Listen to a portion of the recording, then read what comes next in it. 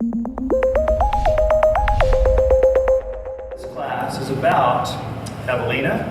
What do I have? I've got pack rats, javelina, deer and rabbits, gophers, and birds. I wanted to cover those, just how to deal with them. And this is a cursory glance. We can get into details if you want. It's a small enough class. We could probably field some questions by each vermin. So now I'm a Southern boy. I was born in Virginia, and all rodents deserve to die. That's my mindset. Not deer, not javelina, but if it's like this big, and you're in my garden eating my stuff, there's not a humane way to do it in my world. It's just we want to eliminate it. Shock and awe is kind of my take. And so why don't we just start with the number one culprit this spring, and it changes each year. It's a little different each year. This year it's gophers. Gophers have really hit the community, and the reason that is, we've had 2 very mild winters in a row. And so the gophers have an extra litter, so there's more of them, and the cold didn't kill off the old folks. So usually you get that permafrost or getting down into the soil, and the wheat gets thinned out. And so you thin the numbers, it keeps them in check. But this year, they've just expanded 2 years in a row.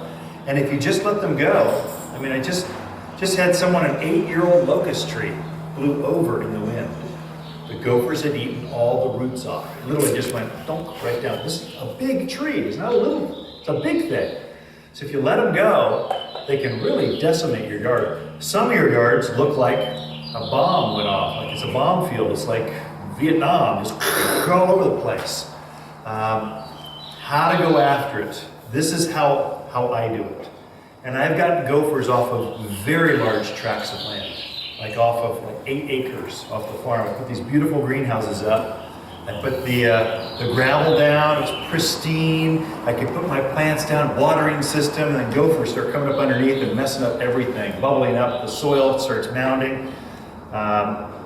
So they had to die, they had to go. I started out by trapping, well, let's just cover the ones that don't work. The gopher gassers, these are little tiny mini flares. You open up the hole, throw it down there, cover it up. They're supposed to asphyxiate the gopher. I find this doesn't work very well. I think it's, especially if it's a large tract where they've been active for a while, their network is so large. And I think if a room in your house smells bad, what do? Just close the door. I think that's kind of what they do as well. So if it's brand new, they just showed up in your garden, probably effective, but I generally try to discourage, at least folks I help, from using these. They're very inexpensive, you can easily try it. Literally, I've lit one of these, put it in there, and about 10, 15 feet away, I'll see the smoke venting out over there. These are large nest areas. They're at least 10 by 10 with 3 to 4 nests in each network. So they don't live, they've got multiple bedrooms, and they don't stay in the same bedroom every time. They kind of move around. I think they're working different parts of their tunnel network and looking for grubs, worms, roots, that kind of stuff. So I think that's part of the reason this doesn't work so well. So don't use these. These are those vibrator deals. You stick them in the ground, they're supposed to vibrate and scare everything off. I get about half of these back. So they'll return the warranty. They can send it back to the manufacturer. Just don't waste your time using these. This has been my experience. I think it has to do with the soil type. If you've got a rocky soil, I think it's not as effective. Of course, we live in the mountains, and so the mountains are notoriously rocky. So I think that's why it may not work as well as, let's say, in the Midwest or something. So this is solar powered. We got the best one we could find, low maintenance. They got the battery operated one, but to my friends, I'm telling you, don't use these. They don't work as well as they say they do on the internet. So, but I sell them. Why? I don't know. Probably shouldn't. I have had very, very good luck with repellents. This main ingredient in this is called Molmax. It's like a granular. You spread it out over the garden, and then it taints the soil so they don't want to dig through it. And the main ingredient is castor bean oil. So castor oil, for some reason, get on their coats and they just go, yuck. Very good luck. Paulden, where they're basically gopher heaven.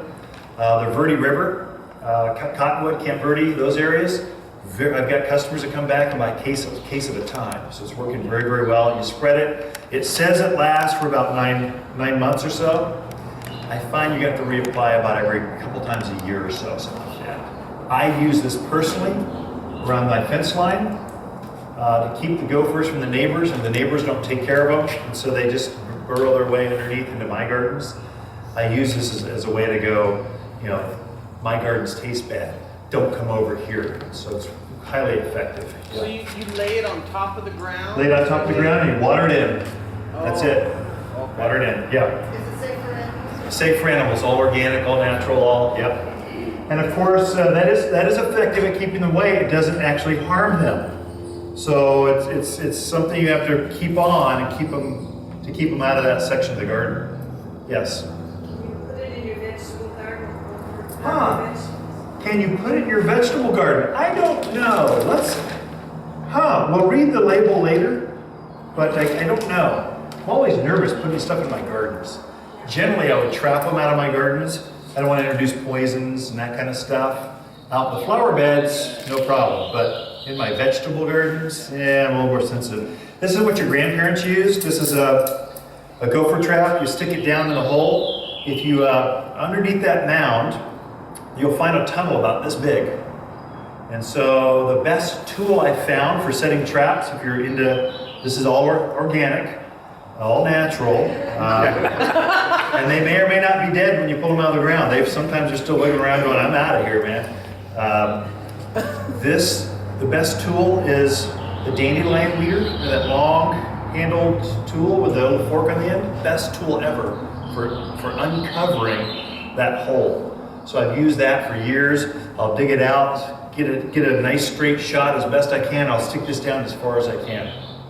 If you're going to use traps, and I've had up to 12 of these going at one time, I'd set them twice a day. It was obsessive compulsive behavior, I understand, but I trapped a lot of gophers. I mean, dozens upon dozens of gophers over a month period. And then I got tired and I said, that is enough, that's too much work. So I switched to something else, but stick this down as far as you can. Make sure you tie this to something, because this will disappear. And it'll be the gopher dragged it back into the hole, or more likely what I found is the barn cats would take it up to the top of the barn.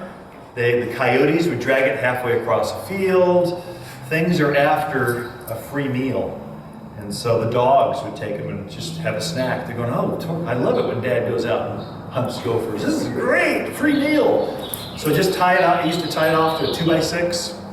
And I would paint the 2x6 a color, so when I looked across the field, I could see, oh, there it is, a way to spot it.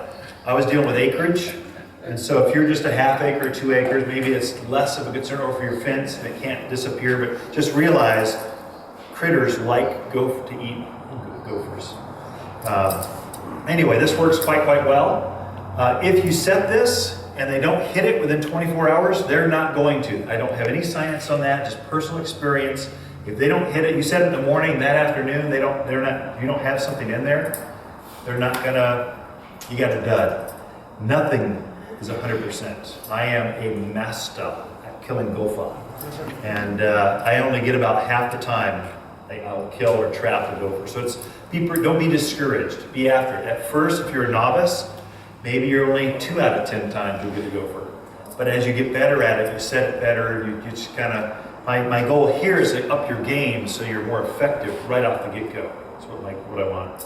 So that's a real good one. I like this particular trap. The reason we sell this one, not the others, it's easy to set. One-handed. Some of them, you gotta be like Superman. You gotta have 3 hands to set them. It's crazy. This one is so much easier. So anyway, we sell them in packages of 2s. You always want 2 traps, always. And the goal, you want to get down to the main tunnel. So there's a main run about, I don't know, anywhere from, it can be just less than a foot to down to 3 feet. Some of these runs are way, way down there. But if you get to the main run, you set one this way, set the other one this way. And so no matter which way they're coming at you down their main tunnel network, they get zipped. So that's why you use 2s. Okay. What I finally ended up doing, I went to this and I brought mine. This thing is ancient. And the color's starting to fade on it. I mean, it's got, the paint's all worn off. This thing has taken care of a lot of acreage. And so this is called a Gopher Pro. And what you do is you put a gopher bait inside of this hopper. And then what you do is where that mound is, you'll poke this around the mound. You just feel, and all of a sudden you'll feel that the probe slip. And now you know that you're in the tunnel network. Actually, this probe is right down inside the tunnel. Then you give it a couple swigs, and you'll see a little door right here. It opens up and allows the bait to go through here and out right underneath the ground in the main tunnel. I find it's highly, highly effective. This for acreage is how I kind of got ahead of it. The insider tip on that, make sure the bait you're using is not strychnine based, because strychnine keeps killing. It kills, if the gopher eats it, they die. If a mouse or let's say a cat comes and eats that gopher, it dies. If a dog comes and eats that cat, it dies. I mean, it keeps going down the chain. Strychnine is extremely dangerous. We only sell zinc phosphide. So zinc is no secondary kill. So if the gopher eats this, and then let's say a coyote comes and eats that gopher, it won't harm the coyote. Much safer, much more environmentally friendly. So that's kind of part of the products. We try to curate the products to be better for us. So this is how I've worked real well. With this, the secret, I'll go through the garden area, say I want to clear out. I'll knock down all of the mounds. I'll just either take the tractor and grade them down, or I'll go through and kick them with my boot and just kind of level them so I can tell where is the new mound. I only want to bait new mounds. And so I'll look for the new mound the next morning. I go, gotcha. I go through and poke around, and you'll feel it slip. I'll release the bait, and I'll kick that mound over so I know, okay, I've got that one. And then I just go through it every morning. I go out and I go kill gophers. You have way more than one. You have dozens. So I had a fence line, and the reason I know, I had a fence line from the barn to the house.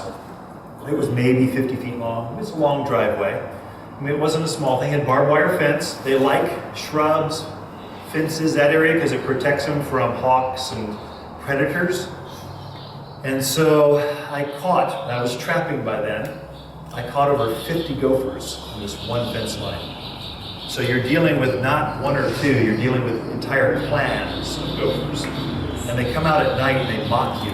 They stick their tongue at you. They're eating your gardens. They're not your friend. So you want them gone. Yeah. The stuff you put in there, how long does it take before it kills? I mean, will you go out the next day and will that same one that you baited, will there be another mound? What I found, so how quickly will it be active? Is that what the question is? What I found, there was about a month ago, Mama released her babies. And so there was like extra activity. And I was baiting like crazy. I was using this actually like crazy. And what I found is when I killed her, the babies would go out, all of a sudden they'd be little tiny holes. You'd go, did I hit the hole? Am I in the tunnel? Am I there? They were pint sized. They were little guys. They dispersed. They didn't stay there with Mom. They kind of went out to try to forage for themselves. So they were harder to actually go after. But they got a whole family, kids and all. They were all gone. So it took, I find that, again, if they're going to be effective, it'll be within 24 hours. If not, rebait. Do it again. Keep after them. And then when you kill one, they seem to disband and go elsewhere. So, because there's a dead thing. They can basically eat the bait, they get sick to their stomach, they go to bed, and what there are, there's little nests, all that material they've been eating, they suck literally. I've seen broccoli disappear under the ground like cartoons. I've seen that. They're sometimes eating part of that, some of it they're building nests, and they're making little tiny like bird nests underneath the ground. They go there and they kind of die. You never see a dead thing. They'll just get sick and they kind of go to bed, and you never smell them, see them, know that they're even there. I do not ever put bait in an open hole. I found this out the hard way. This is like a sad story, but my wife's not here, it'll be okay. Basically, a mouse came into the open bait. They came into the open run because mice actually, I did not know this, but they actually go in the gopher runs as well. I think they're going down there at night and harvesting roots and looking for insects, that kind of stuff. Well, the mouse got into the bait, went back down the driveway, and didn't make it home before they succumbed to the bait. And so the cat found the mouse that I used strychnine on, and so I had no house cat. Let me tell you, my kids still tell me about that. It's not good. That's the reason we no longer sell any strychnine-based products here at the Garden Center. And my advice to you, don't ever have it exposed. I only release bait underneath the ground that I cannot see down into. So I'm down there, I can't see it. I'll kick that over. Just a school of hard knocks, really hard knocks. Just some things to kind of watch. I do find this is a new product for us. I think this is going to be the magic. This is a new vendor. This is brilliant. They make these, they're called Gopher shields. You can actually plant your plant inside the stainless steel mesh. This is like a 15-gallon size. So actually plant the root in this, and so they can't eat. They can only eat up to this point, but they can't go right to the trunk and keep eating the tree till it falls over. This is brilliant. And it's made of stainless steel, so it's not like chicken wire. It's going to finally rust underneath the ground and finally be ineffective. This is a really good idea. So we have these in different kinds of sizes, but if you're really in the thick of it, you're out, I mean, Chino Valley, all the way to Poland, to Skull Valley, that's like, you all are surrounded. I mean, just literally surrounded out there. So it's like, that's where gophers go to die, go to heaven. That's where they go, it's that valley area. So that's Gopher Shield. If you're planting, that's great. A new plant, if the plant's already established, this is not going to help you. Now you've got to go to something else. I think we are done with gophers because we got a lot to cover. Well, last question? Ken, if you use the Molmax, you need anything else? You should. The Molmax, if you use this, do you need anything else? The negative I find is I still get some gophers coming in because I have the water in my garden, so my neighbors are being overrun. And I don't mind it over there, but if they'll finally come in every once in a while, or I miss this, they start coming up, and so eventually, my guess is you're going to have to deal with a body somehow, trap gas or bait. But I use that as a preventative.